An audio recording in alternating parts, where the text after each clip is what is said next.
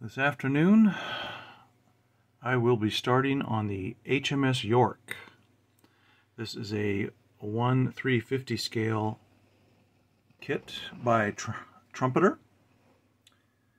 The HMS York was a heavy cruiser, and it comes with photo etch. These illustrations here on the side of the box show where some of that photo etch is going to go. You get 2 frets of photo etch on this thing.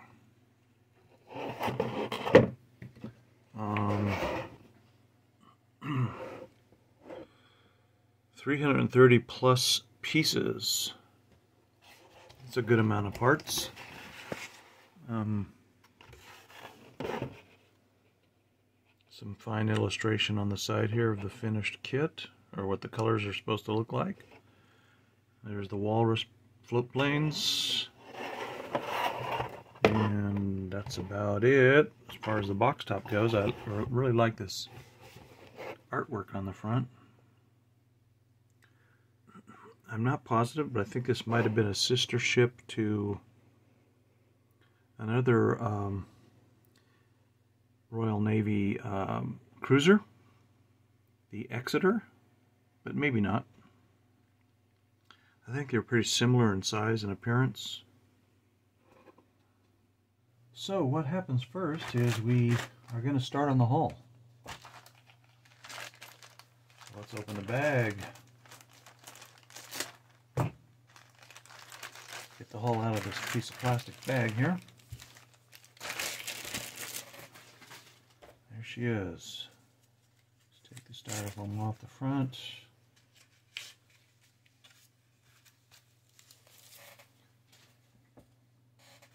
There's the hull.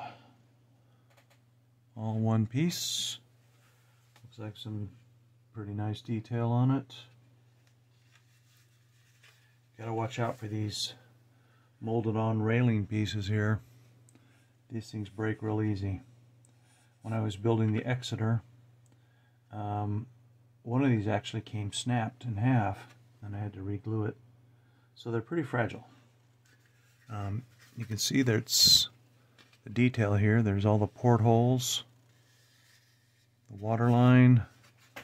Underneath we got the indications where the propeller shafts are going to go and the rudder. We need to do a little sanding on the bottom, get rid of the seam lines and the spots where it was attached to a sprue.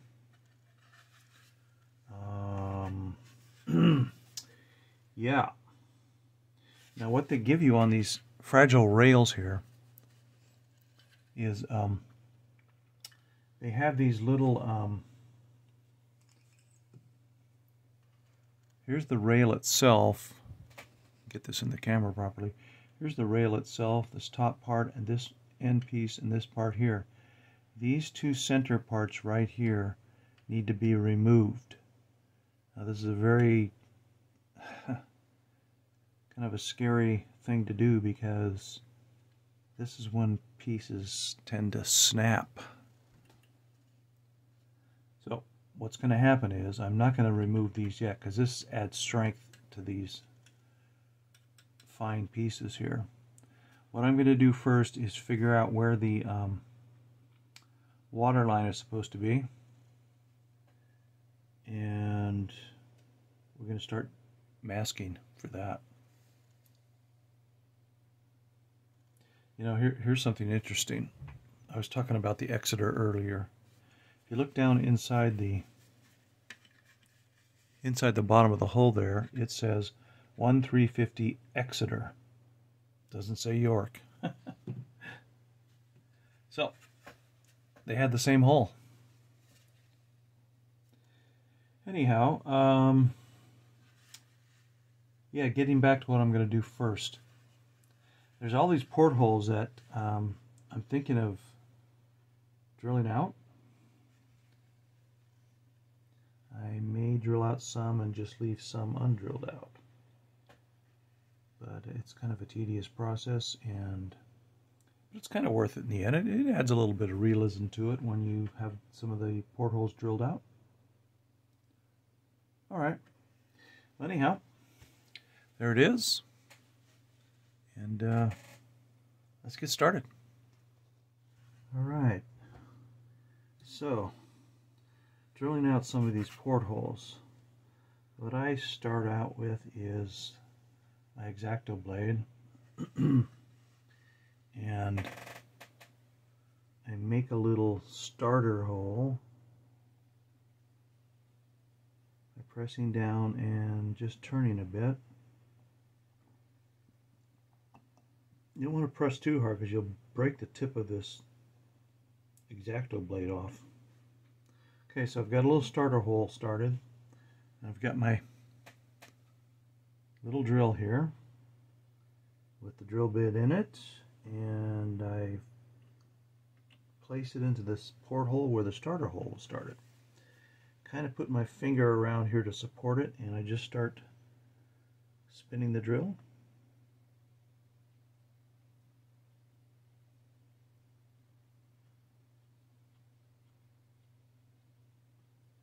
And without too much effort, I get through the plastic. There we go.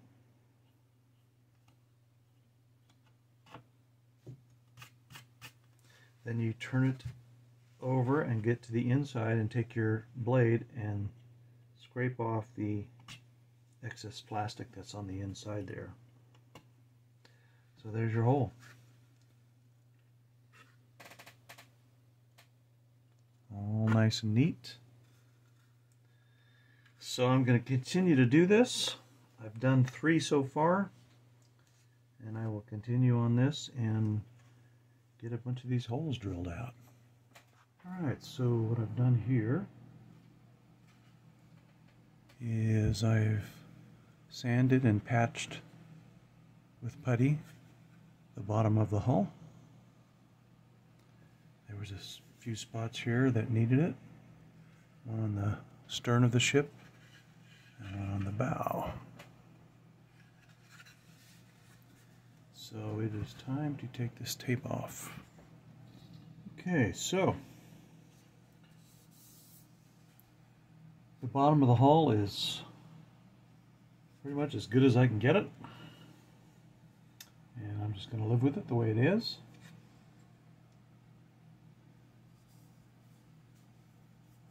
Now it's time to figure out and mask off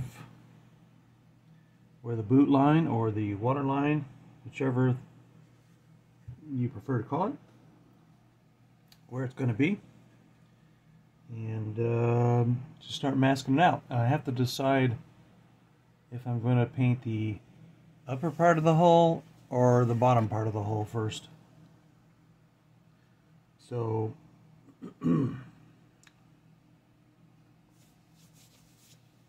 anyway, I also have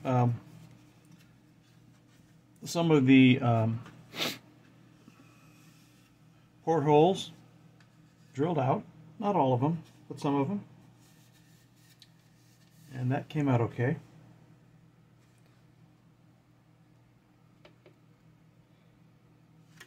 Yeah, so what I'm going to do right now before I go any further is do a test fit to see how the deck pieces fit onto this hull. If it's anything like the Exeter that I built, they should fit really well. Okay, I have the deck pieces put on top of the hull, and generally speaking they fit pretty good, except for one spot at the very, very end of the stern here. The deck is just a hair too long. And so I figure I'm just going to do just a little bit of sanding, and that thing will slip right into place. So I'd say it fits really well, and aside from that little bit of sanding I have to do here on the very end of the stern, it's looking good. So I'm going to go ahead and remove this, and we'll continue on working on the hull. As you can see, the rear deck part is now fitting really well. I basically just went in there and did a little sanding and actually used my X-Acto knife to do a little carving inside there, and just a little bit at a time. Kept checking the fit, and when it got to the place where it sits down in there really well, then I know it's good. Now these decks are gonna look totally different once the wooden deck gets put on.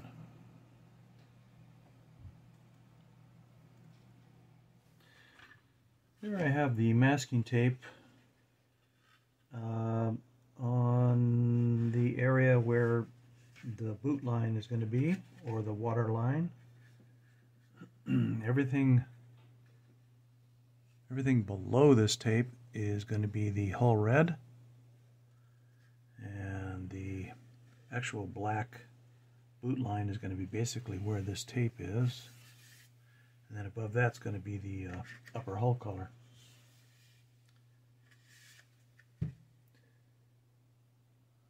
So the next step is to mask off a little bit more here, and then I'm going to spray the red on the bottom of the hull. So let's get to finishing this masking job. So here are the two grays that I'm going to use.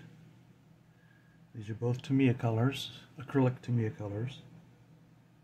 The neutral gray XF53 will be the dark gray I use, and the light gray is going to be the XF19, sky gray. As you can see in the illustration, all these upper surfaces that you basically look down upon, the tops of the turrets, the tops of the main part of the superstructure, are all going to be the dark gray.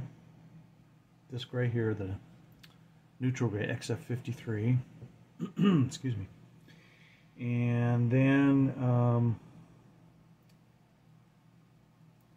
the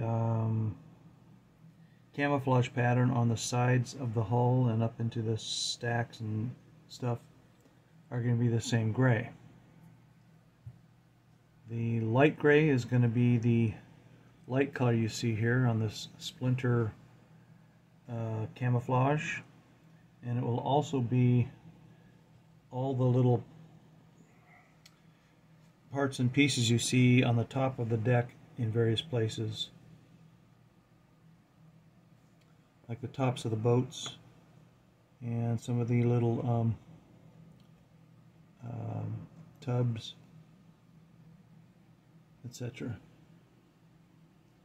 It's going to be a little tricky trying to do this splinter pattern, but I'm going to give it my best shot. So anyway, those are the two grays that I will be using. So what I'm going to do now is, with a paintbrush, I'm going to take these decks and I'm going to paint these little parts that you see protruding up from the deck here, little boxes and such.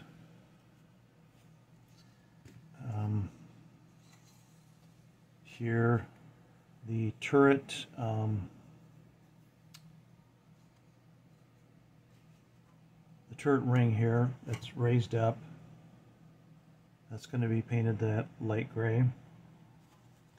So anyway, and then this the splinter shield around this large anti-aircraft gun tub on the sides of the ship, that will be painted the gray too.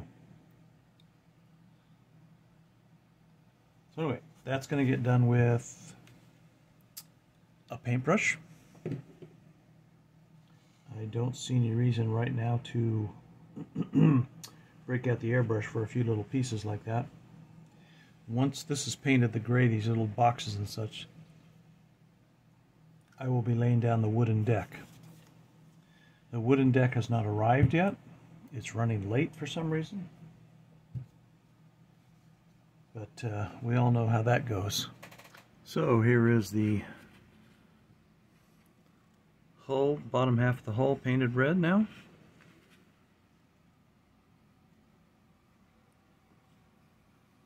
Came out pretty good. I put a coat of matte clear on it to protect it and also keep it from peeling off when I put masking tape on it to mask off to paint the upper portion of the hull. So far so good. So I will be masking this part off to get ready to paint the gray. And in the meantime, I'm also working on a couple other things. I started getting the deck ready. This center section here that I've masked off gets painted the dark gray. So that's masked off and ready to get painted. And then this main part of the superstructure, I started masking it off, getting ready to paint it. And I'm building the conning tower part of the superstructure right now. So I've skipped ahead. I'm just working on that while working on the hull at the same time. So I've come to a place where I have to get these PE parts. They are these, I don't know, supports or brackets. I'm not sure what they're called, but that's them right there. So I'm just starting to remove those, and I'm going to bend those the way they need to get bent and glue them into place. They go on the bottom side here, right here somewhere. Okay, so I'm going to do that and continue on adding these wings onto this turret, onto this conning tower. And then once I get all those wings on with the PE parts, they get glued onto the bottom or the top of this main structure right here. Okay, so onward and upward. Here we go. So I bought these pair of pliers here that I use for bending photo etch. They come together pretty solidly and flat. These aren't, technically they're not photo etch pliers. I bought them at a beading store. But they work pretty good in certain circumstances. So here's the piece of photo etch. And we need to bend these little wings inward.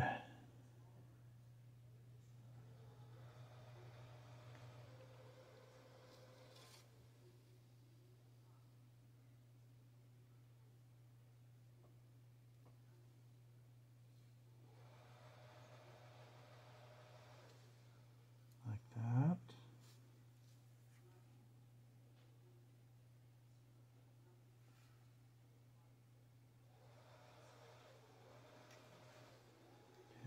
That's one.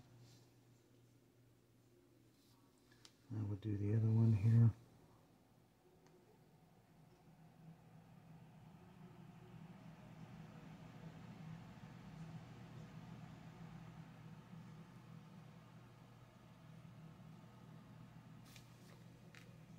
Like that.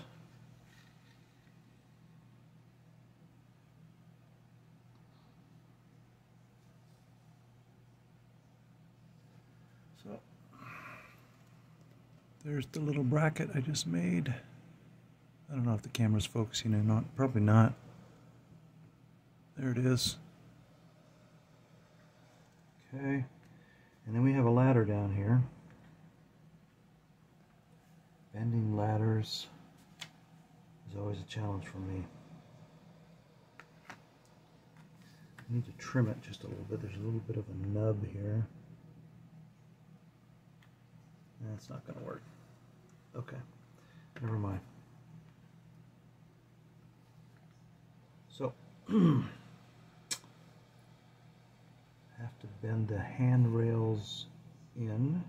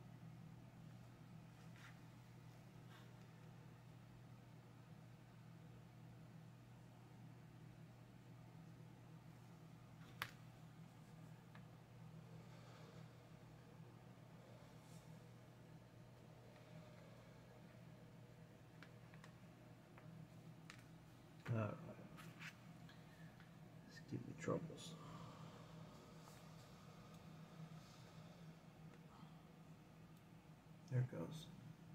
I was able to just bend it with my fingers. I held it with the pliers and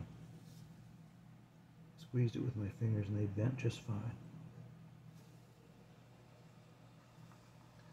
So there is the ladder.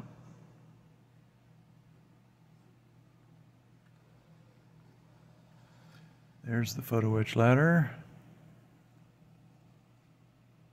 Let's see if I can get the camera to focus in on it. Doesn't look like it, but there it is. Now I want to try and bend the actual stair steps, which is always a challenge.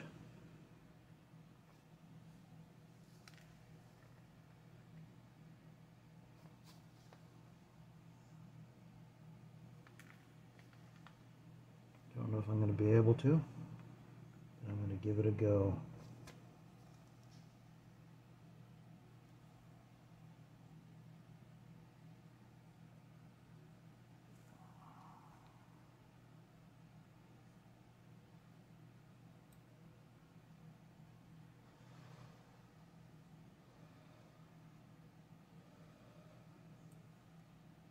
I'm going to turn the camera off for this. Okay. Here's the photo etch put on the undersides of these wings, for lack of a better term.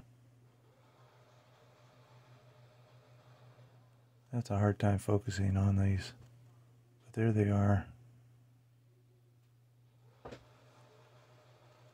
Now, those openings you see, those rectangular openings, that's where ladders are going to go, right there. So I have to bend. I have one ladder bent up, and I'm going to bend another one for the other side and install those somehow. We'll see.